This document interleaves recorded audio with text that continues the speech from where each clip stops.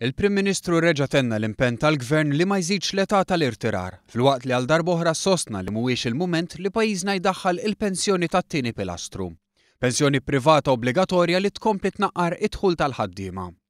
Joseph Muscat qal dan meta l-ħamis filgħodu indirizza konferenza dwar is-sostenibilità tal-pensjonijiet tal-ġejjieni. F'din il-konferenza reġgħet ħarġet id-differenza fil-politika taż-żewġ partiti ewlenin dwar is-suġġett. Fil-fatt il-Viċi Kap Nazzjonalista Mario De Marco reġa' appella lill-Gvern biex jikkunsidra l-pensjoni tat-tieni pilastru. Iżda l-Prim Ministru qal li din tkun ta' pis fuq ħafna familji u ta' eżempji ta' pajjiżi li wara li daħluha reġġgħu id-deċiżjoni lura parzjalment. Żied li l-Gvern għandu strateġija differenti li mistennija twassal għal sistema ta' pensjonijiet aktar adegwata u aktar sostenibbli.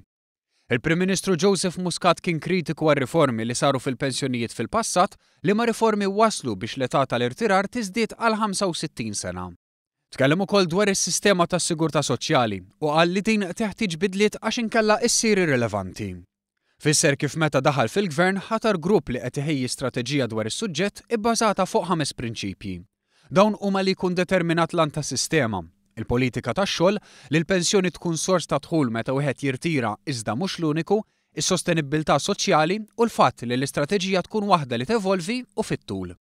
Fl-istess konferenza l-Ministru tal-Finanzi Edward Cicluna qal li l-mira ta' Malta hija li sal-2020 il-parteċipazzjoni tan-nies fid-dinja tax-xogħol titla' għal 75%, xi ħaġa li tgħin is-sostenibilità tal-pensjonijiet.